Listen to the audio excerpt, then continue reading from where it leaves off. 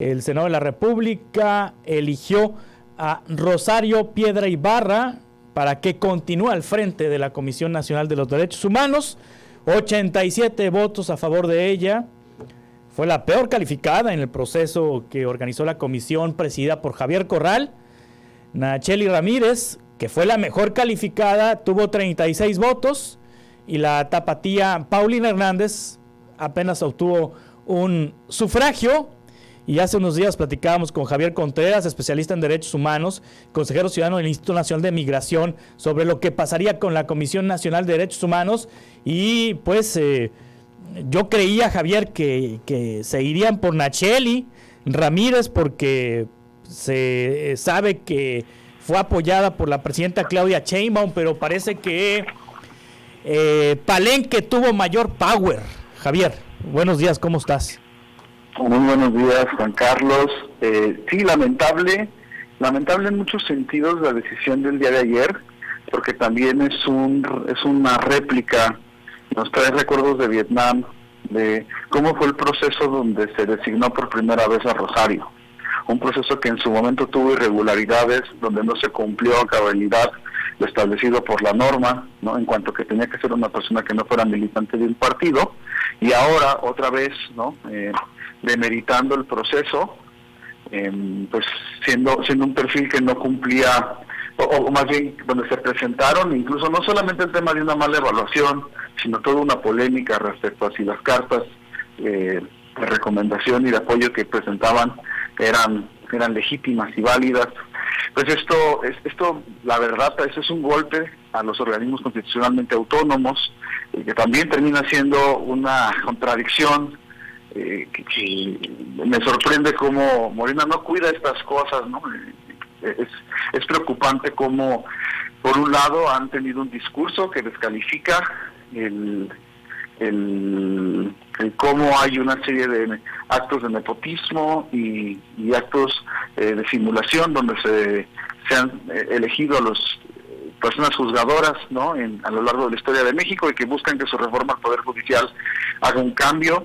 Y ante los ataques de que este tipo de cambios van a producir una politización, de que personas no preparadas lleguen a esos puestos, pues uno esperaría que hubiera un cuidado mayor en estos procesos de selecciones de altos funcionarios, y nada más confirman la preocupación de la ciudadanía de que evidentemente la preparación técnica, las credenciales, la experiencia, incluso el respeto al proceso es lo que menos les interesa, y eso es un golpe fuerte, ¿no? Es un golpe fuerte que se complementa con pues este diálogo que está sucediendo también ahí mismo, ¿no? En nuestras cámaras de representantes, con la muy inminente desaparición de otros organismos constitucionalmente autónomos. Es un escenario adverso. Sí, Javier, había un grupo importante de senadores de Morena que no estaban de acuerdo con la señora Rosario Piedra Ibarra, que inclusive lo hicieron público. Se sabía que no votarían por ella, que se iban por la opción de Nacheli Ramírez, la mejor calificada en el mismo proceso que organizó en la Comisión de Justicia Morena.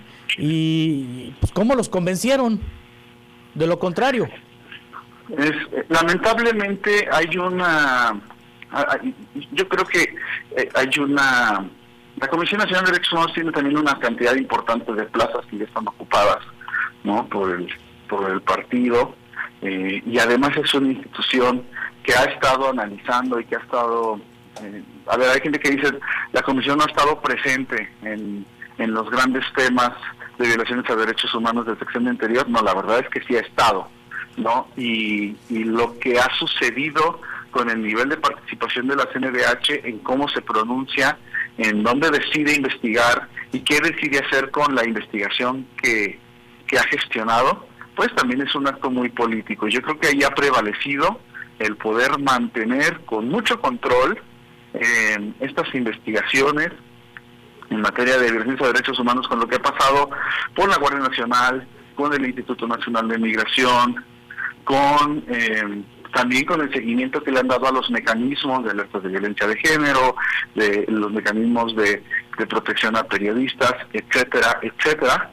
y yo creo que le están apostando a una figura que mueva lo menos posible el tablero, ¿no?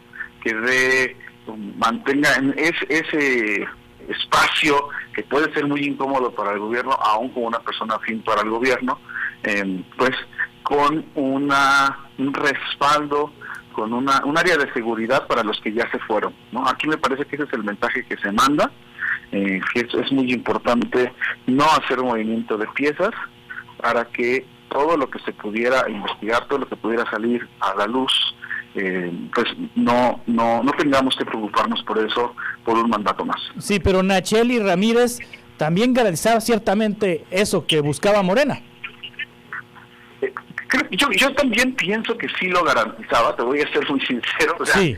Creo que Nacheli había construido un proyecto de comisión lo ha construido, un proyecto de comisión de derechos humanos en la Ciudad de México, que trabaja, que hace su labor de ser un órgano defensor del pueblo, que convive también con un cierto diálogo con las autoridades de Morena. Y que, mira, te voy a ser muy sincero, es difícil en el modelo actual de las comisiones, que están en crisis en realidad, es difícil pensar, imaginarlo, y esto hay gente que le va a molestar que lo opine, pero es difícil que exista una defensoría que ejerza su autonomía en completa separación, ¿no? O en comunicación con las autoridades.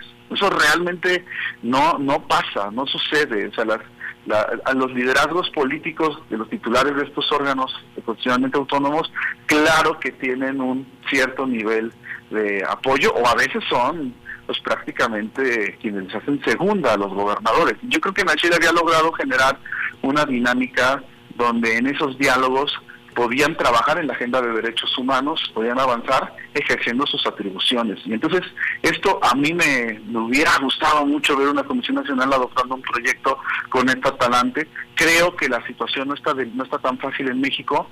Sí tenemos el foco internacional de algunas violaciones graves a derechos humanos que no han sido resueltas.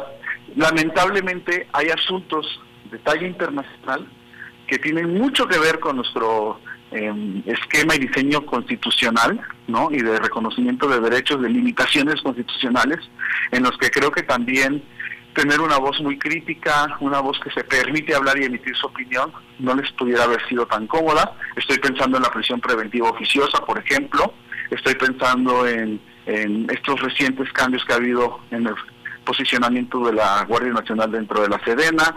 Estoy pensando evidentemente en las reformas que habrán al INAI, y como es una cuestión que no solamente tiene que ver con investigaciones de procedimientos de violación a un derecho humano de una persona, un grupo de personas, sino situaciones que hacen una regresividad de derechos humanos a todo nuestro aparato constitucional, creo que preferían tener a una persona que ha demostrado que no le apura, que no le preocupa quedarse quieta, que no le apura incluso hacer propaganda a favor del movimiento oficial, y eso sí creo que no lo tenía Nacheli. Creo que en ese sentido solo Rosario se anima a hacer ese trabajo. Sí, y por eso es que los senadores de Morena que estaban a favor de Nacheli cambiaron de opinión. ¿Cómo los doblaron, Javier? Yo creo que ahorita Morena como movimiento sabe que tiene que demostrar, tiene que aprovechar su hegemonía. Les ha salido muy bien con la reforma al Poder Judicial, con la reforma de supremacía constitucional. O sea, su gran fuerza está en que los percibimos como un único bloque, una aplanadora que lo que se propone lo logra.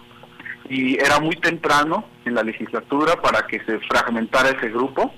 Creo que ellos lo asumieron, prefirieron pagar el costo de que pasara Rosario, a dar un indicio de que puede haber alguna grieta en ese gran bloque, porque realmente el único que puede detener a Morena es Morena mismo, ¿no? Actualmente.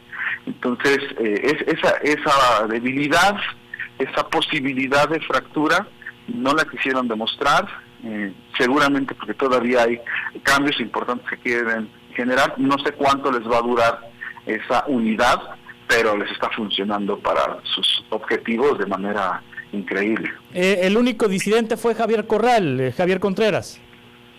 Creo que él tenía que asumir ese costo político, y creo que es calculado. porque él hizo el proceso de selección, el que como presidente de la comisión, pues quieres que se note que sí hay un trabajo técnico, ¿no?, de evaluación, y iba a ser una incongruencia que el procedimiento que él mismo instauró le diera el voto a la persona peor evaluada. Entonces, yo creo que él asumió, y también dentro de la fracción saben que él estaba obligado a manifestar su voto de esa manera, y era un voto era un costo calculado, no iba a afectar en la designación de Rosario.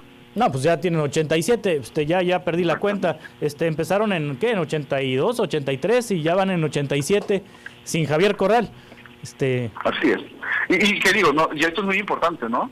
Estos costos se calculan, no tiene que ver que haya un rompimiento del diputado con el movimiento, solamente que para fines estratégicos del mensaje siempre hay como una interacción entre la carrera política individual y los posicionamientos y la comunicación de la fracción. Yo creo que aquí se pueden dar este permiso de que él vote en contra, sin que realmente signifique un llevarle la contra al proyecto. Claro. Javier Contreras, especialista en derechos humanos, te agradezco mucho tu intervención, estamos en contacto. Igualmente, un saludo. Gracias. Buen miércoles.